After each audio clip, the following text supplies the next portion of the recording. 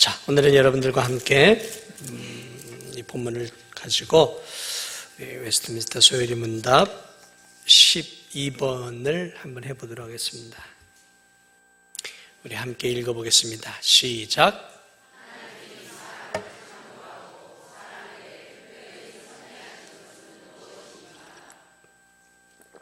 시작.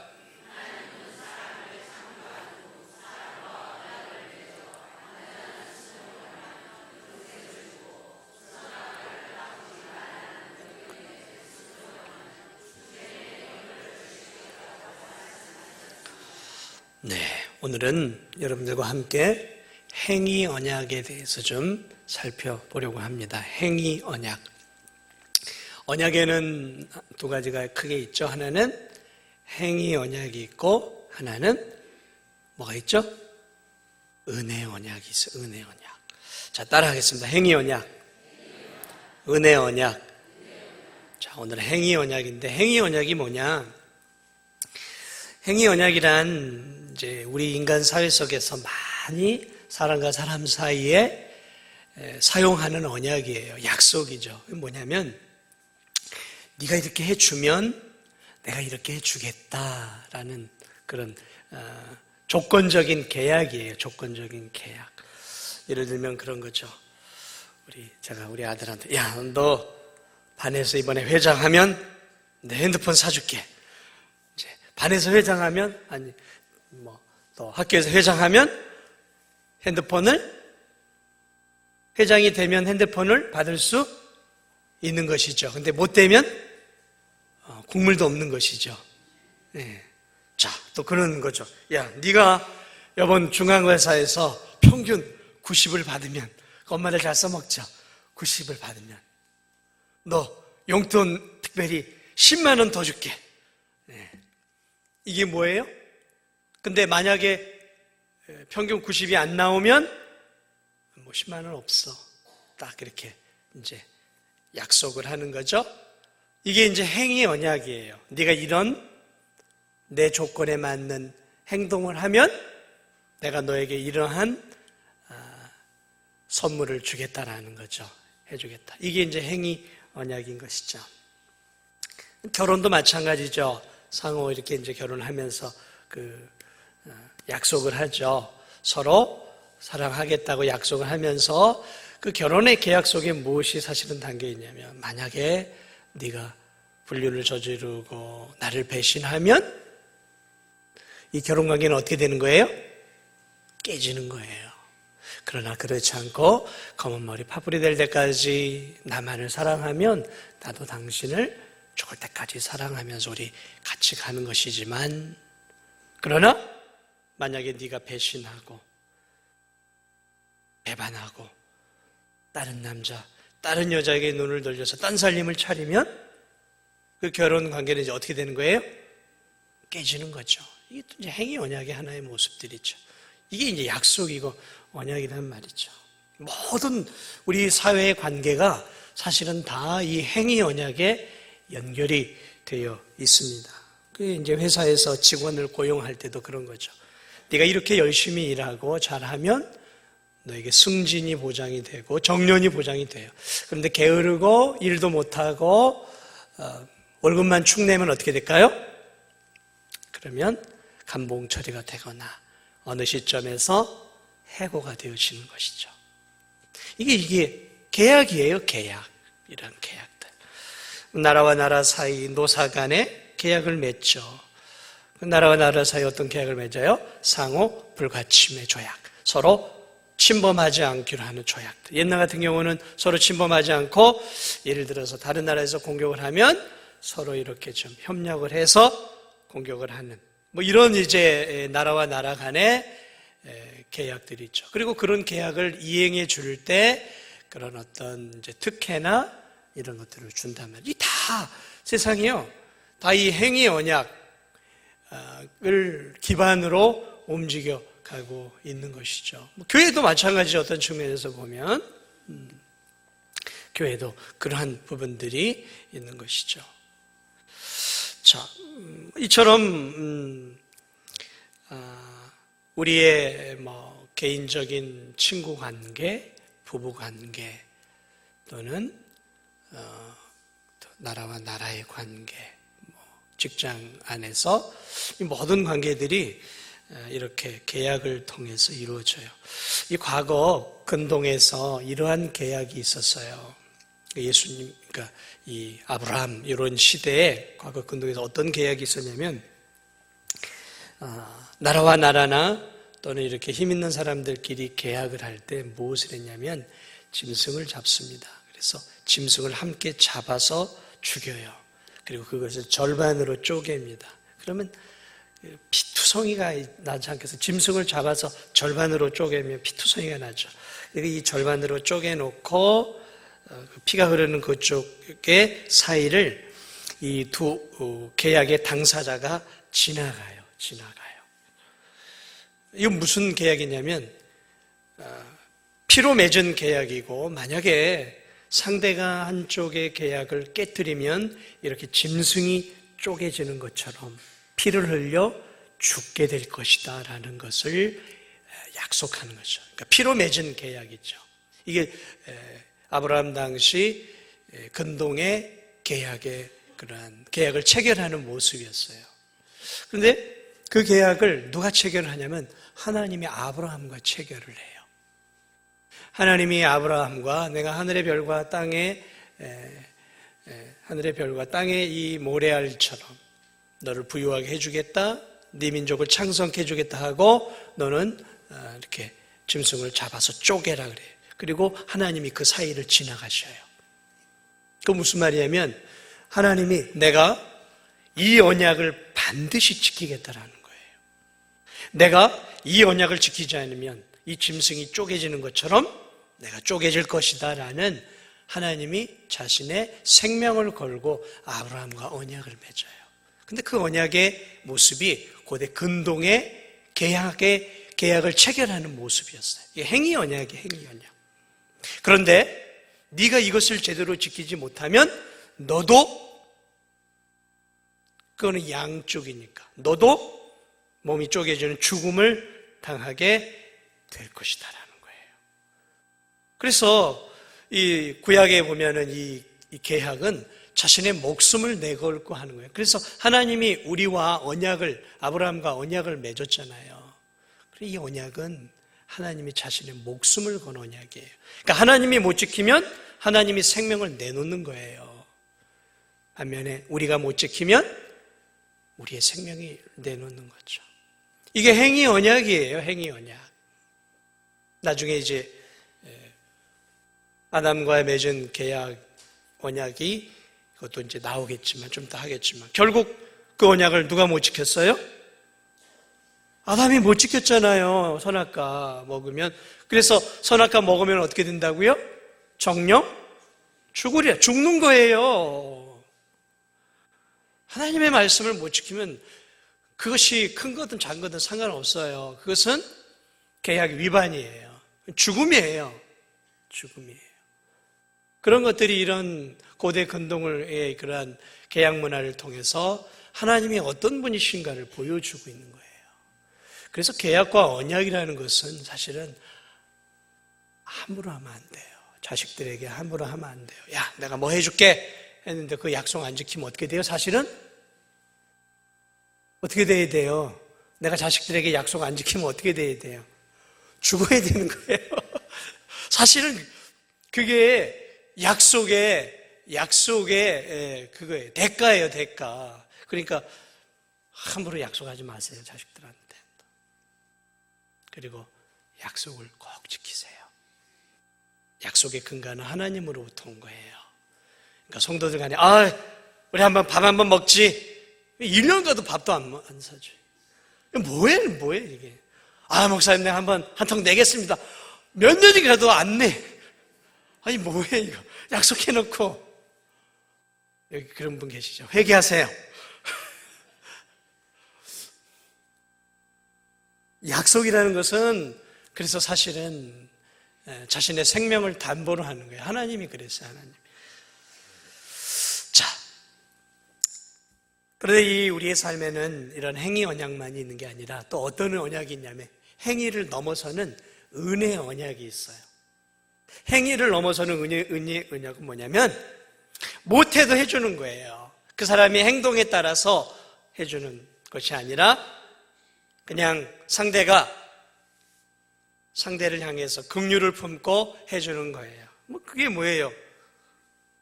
말을 잘 들으나 못 들으나 속을 썩이나 안 썩이나 꾸준히 한 달에 자식들에게 용돈을 부모가 준단 말이죠. 이거는 뭐예요? 행위에 근거한 거예요?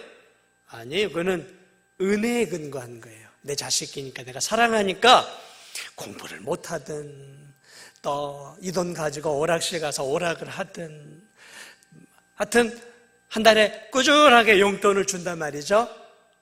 이거는 은혜 언약이에요. 그 사람의 자식의 행동에 기준을 두지 않고 내 자식이고 사랑하니까 그냥 이렇게 주는 거예요. 이게 이제 은혜 언약이라고 하는 거예요. 은혜 언약. 자식이 빵점 맞아도 고기 뷔페 데려가서 고기도 사주고 10점 맞아도 좋은 옷도 사주고 좋은 신발도 사주는 부모들이 있잖아요. 이 뭐예요? 은혜 언약이에요. 은혜 언약. 행위에 의해서 움직이는 게 아니라 사랑하니까 긍휼의 마음으로 해주는 거죠. 예를 들어 부모가 죽으면 자식들에게 유산이라는 것도 좀 물려주잖아요. 다른 사람에게는 안 줘도 자식들에게는 주려고 그래요. 왜 그럴까요? 내 속을 썩여도 내 배에서 나온 내 자식들이 잘 살기를 바라는 마음을 가지고 이제 유산을 상속을 하죠. 이게 이제 은혜 언약이에요. 이런 것들이. 왕이 신하가 잘하든 못하든 고대에 이렇게 하사품들을 내릴 때가 있어요. 이게 은혜 언약이라는 거죠. 자, 성경도 보면 그러한 은혜 언약들이 있어요. 노아와 맺은 언약. 홍수로 세상을 다 쓸어버리고 하나님이 저 하늘에 무지개를 보여주시면서 저 무지개 보면서 이제 다시는 내가 물로 심판하지 않겠다라는 증거다 하면서 무지개를 무지개 언약이죠. 그러면 우리는 저 무지개를 보면서 하나님이 다시는 물로 이 세상을 심판하지 않겠구나. 이 은혜 언약이 있죠. 잘해서가 아니라 우리가 잘해서가 아니라 안 그랬으면 계속 우리가 물의 심판이든 심판을 계속 받아서 세상이 자꾸 멸망하고 다시 이렇게 되겠죠. 그런데 노아의 홍수 이후로는 하나님이 전 지구적으로 그런 심판을 내리지 않아요. 이게 은혜죠. 그래서 노아와의 맺은 언약은 은혜 언약이라 그래요. 그런 언약만 있는 게 아니죠. 아브라함과도 12장에 가면은 이렇게 내 자녀들이 하늘의 별처럼 저 바닷가 모래알처럼 땅의 티끌처럼 번성해서 큰 민족을 이룰 것이다. 아브라함이 뭘 했어요? 아브라함이 한 게 아무것도 없어요. 그런데 하나님이 그 아브라함에게 그런 창대한 복을 약속해 주는 언약을 맺어요. 이게 은혜 언약이에요. 우리가 아브라함이 노아가 한 게 아무것도 없는데 하나님이 큰 복을 약속해 놓는단 말이죠. 행위와 관계없이. 자, 이런 것들이 세상 속에, 성경 속에 이렇게 이제 하나님의 약속들이 있어요. 자, 오늘은 여러분과 함께 나누고 싶은 얘기가 뭐냐면 오늘 우리가 읽은 창세기 2장 16, 17절 말씀이에요. 이게 행위 언약이죠. 하나님이 에덴 동산을 만드시고 아담과 하와에게 낙원을 허락해 주시죠. 그 안에서 그들이 복되게 살아가는데 하나님이 그들과 언약을 하나 맺어요. 야, 동산 중앙 다 모든 실과를 다 먹어도 되는데 동산 중앙에 있는 이 선악을 알게 하는 나무의 열매는 먹지 마라. 먹으면 죽는다는 거죠. 자, 이게 행위 언약이에요. 먹지 마라. 근데 먹으면 죽는 거예요. 이게 이제 다시 말하면 순종하면 하나님 말씀에 순종하면 영원히 살게 되지만 불순종하면 어떻게 된다는 거예요? 죽음이 온다라는 거예요. 아담과 하와 때는 죽음이라는 게 없었어요. 행위 언약이에요. 이게 전형적인 행위 언약의 모습이죠. 자, 근데 이 행위 언약, 하나님이 아담과 저 에덴 동산에서 맺은 이 선악과 사과라고도 말하기도 하는데 사과든 배든 그건 우리에게 별 중요한 의미는 없습니다.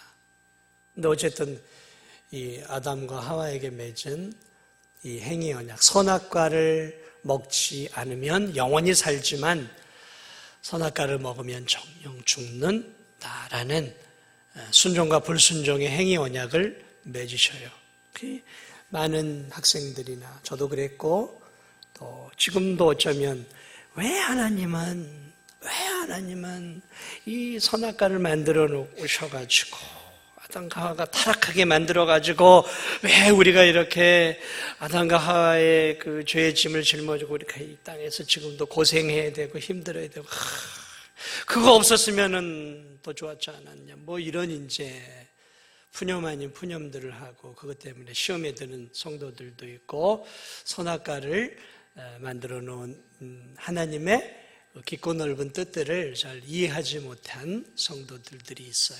그래서 저는 오늘 여러분들과 함께 잘 들으세요. 이 행위 언약, 첫 번째 행위 언약, 선악과를 만드신 이유, 그리고 그것을 따먹지 말라고 한 그러한 중요한 이유들을 여러분과 함께 좀 잠깐 나누려고 합니다. 자,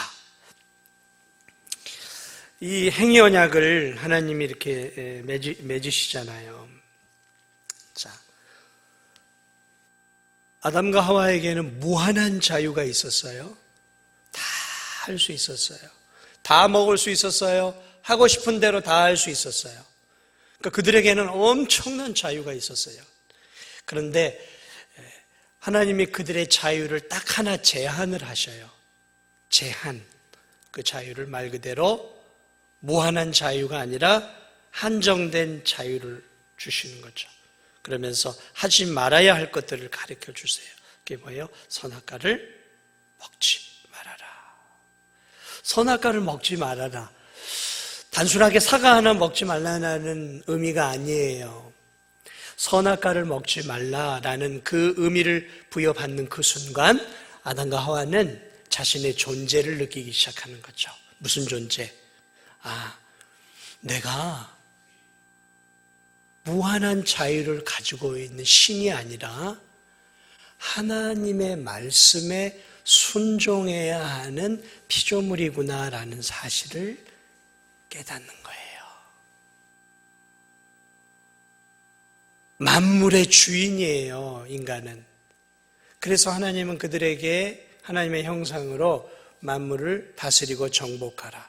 그러니까 말 그대로 이 세상에서의 왕은 인간이에요. 인간이란 말이에요. 지금도 인간 아닙니까? 세상을 지금 다 다스리고 있잖아요.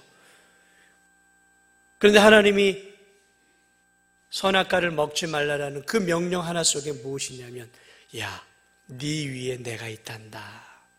나는 창조주고 너는 내가 만든 피조물이야.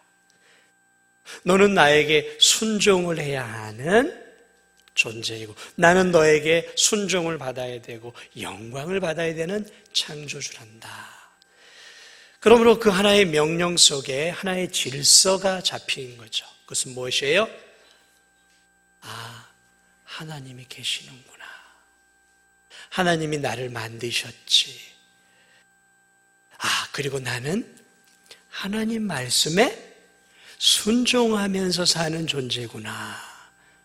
자기 자신을 아는 거예요.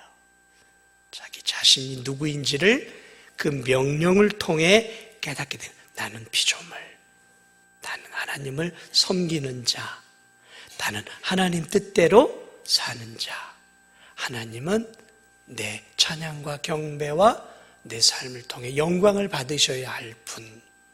이렇게 그 하나의 명령 속에 창조주와 피조물의 관계가 설정이 되어지는 거예요.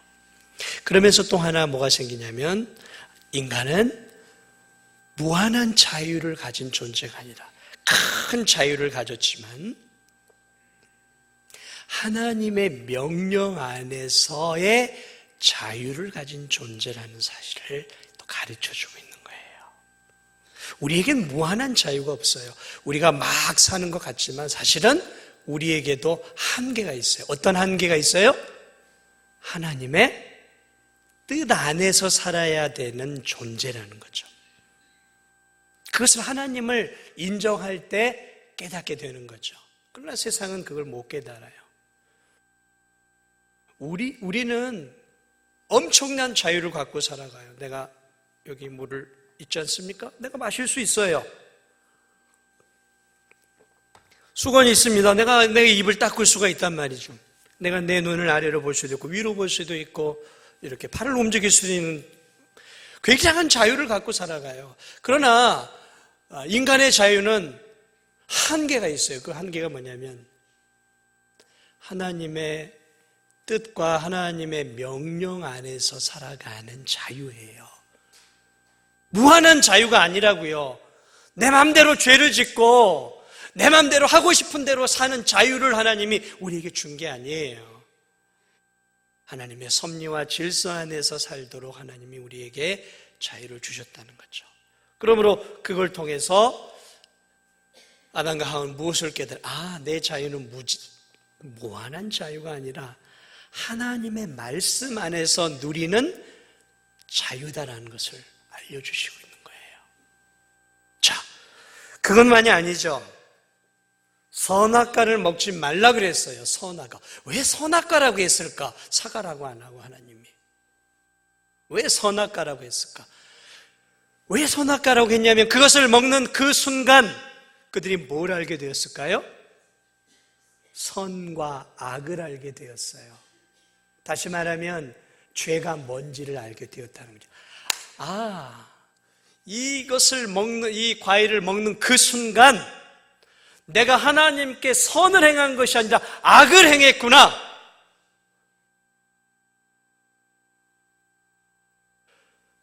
선과 악을 알게 되었다라는 거예요. 다시 말하면 선이라는 것은 하나님의 말씀대로 순종하며 사는 게 선이고, 악이라는 것은 창조주 하나님을 무시하고 내가 원하는 대로 하나님 말씀대로 살지 않는 삶이 뭐예요? 악이라는 거예요. 그게 죄라는 거예요. 그러므로 선악과라고 하는 이유는 뭐냐면 인간의 선과 악을 나누는 기준, 그것은 대법원에서 하는 게 아니에요. 헌법이 하는 게 아니에요. 이게 죄냐 아니냐, 이게 선이냐 악이냐를 가늠하는 것은 무엇이냐? 하나님의 말씀에 순종하느냐 하지 않느냐의 선과 악과 죄와 의가 결정난다라는 거예요. 이 세상의 도덕과 이 세상의 윤리를 지킨다고 선한 사람이 되는 게 아니라는 거예요. 이 세상 법대로 살아간다고 해서 내가 의로운 사람이 되는 게 아니라는 거예요. 무슨 말씀인지 이해가 되세요? 선과 악의 기준은 하나님의 말씀에 순종하느냐 순종하지 않느냐에 결정되어 있는 거예요. 선과 악의 결정은 하나님이 보내주신 예수 그리스도를 받아들이느냐 받아들이지 않느냐에 따라서 영원한 운명이 갈려나가는 거예요. 왜요? 하나님이 예수 그리스도를 주셨잖아요. 우리의 구주로. 그것을 받아들이지 않으면 뭐예요? 불순종이에요.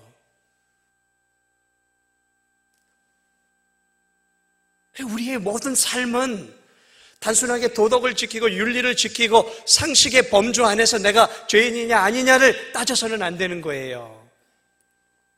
우리가 죄인이냐 아니냐는 하나님의 말씀대로 사느냐 살지 않느냐에 달려있는 거예요. 그러므로 이 땅에서는 존경을 받고 많은 사람들에게 성인처럼 보이지만 하나님의 입장에서 볼 때 그는 창조주 하나님 자신을 창조하고 자신에게 영광을 돌리 하나님 말씀대로 살지 않기 때문에 그는 죄인인 거예요. 그래서 이 선악과가 중요한 거예요. 선과 악을 알려주고 죄와 의를 알려주는 거란 말이죠. 그러니까 남들보다 조금 잘 살고 남들보다 좀 바르게 살고 정직하게 살고 진실하게 살고 남들보다 예배 좀 더 잘 드리고 이거 가지고 내가 의롭다 의롭지 않다라고 말해서는 안 되는 거예요. 그래서 선악과예요.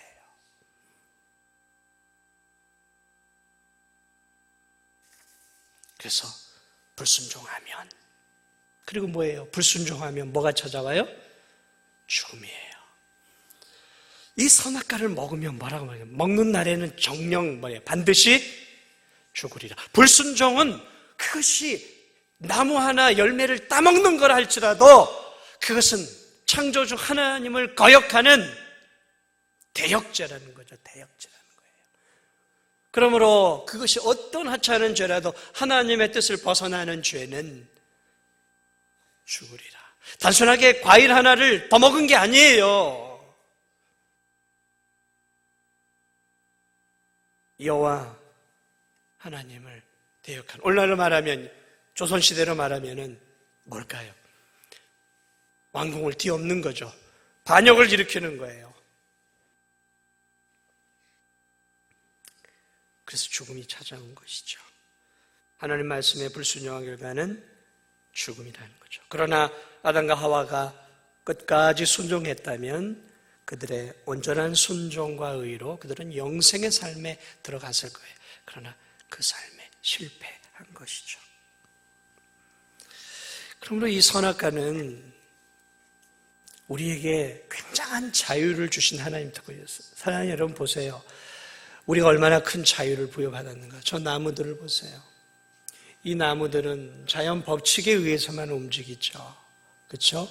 이런 자연 법칙, 화학 법칙 같은 거, 물리 법칙, 이 안에서 이런 자연이 움직여요. 그리고 거기서 조금 더 자유를 얻은 게 뭐예요? 새들, 물고기들.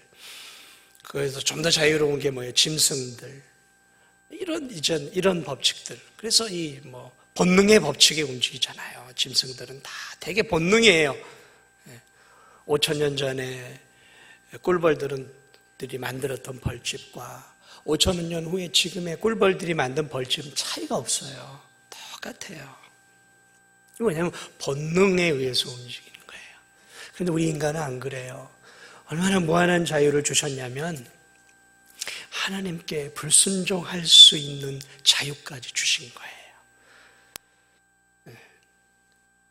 그러니까 하나님이 이들이 불순종할지도 모른다는 것을 아셨음에도 불구하고 순종할 수 있도록 그런 엄청난 자유를 준 거예요. 그러니까 우리를 로봇으로 만든 게 아니라는 거예요. 왜 선악과를, 그게 아니라 무한한, 우리를 너무너무 사랑하셔서 무한한 자유를 주셨고 너무너무 사랑하셔서 불순종할지도 모르지만 순종할 것을 믿고 하나님은 우리로 하여금 선택할 수 있는 그러한 엄청난 자유를 우리에게 주신 거예요. 자유를 주신 거예요. 자유를. 로봇으로 만들지 않았다는 거예요. 그러면 사랑하는 여러분, 이 행위의 언약은 대단히 깊은 하나님의 사랑하심과 우리를 향한 사랑하심과 자유와 또 우리의 그러한 모든 것들을 신뢰하시는 하나님의 깊은 사랑의 표현이었던 거예요. 표현이었던 거죠. 그러나 우리가 알고 있는 것처럼 사단이 뱀을 통해 아담과 하와를 유혹하게 되어지고 선과 악을 선택할 수 있는 아담과 하와가 죄를 선택함으로 죽음이 찾아왔고 그 모든 것들을 통해서 이제 아담의 후손들인 우리들에게 이제 죄가 들어와 죽음이 들어오게 되어서 여기서 말한 것처럼 먹는 날에는 반드시 죽으리라 하는 것처럼 우리가 이제 이 땅에서 육신의 죽음을 갖고 또 영원한 지옥에 가야 되는 하나님과 분리되어지는 영적인 죽음을 갖게 되어졌다는 것이죠. 이게 행위 언약이에요. 그러므로 첫사람 아담은 하나님이 주신 이 놀라운 자유를 불순종을 선택함으로 죽음의 길을 향해 가게 되었다는 것이죠.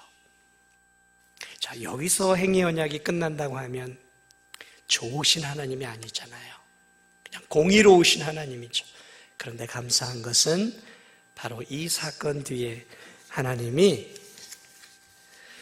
행위로는 우리 인간들이 결국 아무리 죄가 없는 인간이라도 행위로는 영원한 천국에 갈 수 없다는 사실을 아시고 하나님이 창세기 3장 15절 제가 읽어드릴게요. 우리가 잘 알고 있는 말씀이에요. 아담과 다시 계약을 맺습니다. 내가 너로 여자의 후손과 여자와 원수가 되게 하고 내 후손도 여자의 후손과 원수가 되게 하리니 여자의 후손은 내 머리를 상하게 할 것이요 너는 그의 발꿈치를 상하게 할 것이라 하시면서 제2의 아담을 보내주실 것을 약속해요. 제2의 아담, 두 번째 아담 누굴까요? 예수 그리스도. 그리고 그 예수 그리스도와 언약을 체결하는데 이제 인간과 하지 않아요. 왜? 인간은 실패하니까. 그래서 하나님이 그의 아들과 언약을 맺어요. 그리고 언약을 맺은 예수 그리스도께서 우리의 대표자 제2의 아담으로 인간으로 오셔서 행위 언약으로 실패한 우리의 모든 그러한 죽음과 영원한 형벌을 이렇게 만회하시기 위해서 그분이 대신 형벌을 받으시고 죽음을 이기고 부활하심으로 하나님의 원하시는 온전한 의와 또 죄에 대한 벌을 예수님이 다 완성하심으로 이제 우리는 우리의 행위를 통해서 구원받는 게 아니라 예수님이 이루어 놓으신 십자가의 법의 피를 아멘 하고 받아들이기만 하면 아담이 이루어내지 못했던 그런 영원한 구원을 우리는 제2의 아담이신 예수님을 통해서 믿음으로 우리 것으로 만들 수 있는 것이죠. 이게 뭐예요? 은혜 언약이고 우리는 그래서 행위로 구원을 받는 것이 아니라 은혜로 구원을 받는 거예요. 그러니까 내가 좀 신앙생활 잘한다고 자랑할 필요가 없고 먹일 필요가 없어요. 우리 모두 다 아담처럼 우리의 힘으로는 우리의 공로로는 우리의 선행으로는 우리의 예배와 종교의식으로는 지금도 우리는 천국 갈 수 없어요.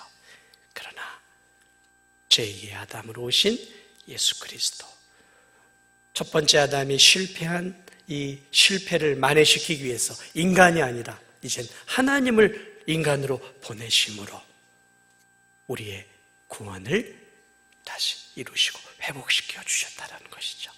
이게 은혜죠. 이 은혜를 생각할 때 오늘 우리가 하나님과 주 예수 그리스도의 그 사랑에 감격하면서 살아갈 수밖에 없는 것이죠. 올 한 해도 그러므로 내 행위, 내 의의를 자랑하지 마세요.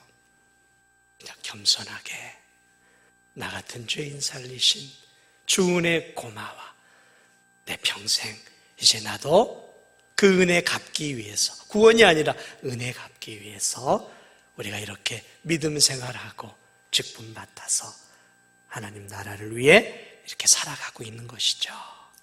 아무쪼록 이 하나님의 은혜를 기억하면서 우리도 예수 그리스도와 우리 주 하나님 아버지를 사랑하고 또 우리 교우들을 사랑하고 또 우리의 이웃들을 사랑하고 또 죽어가는 영혼들 전도하고 선교하면서 하나님이 주신 귀한 은혜를 갚아가는 우리 성도들이 다 되시기를 주님의 이름으로 축복을 드립니다.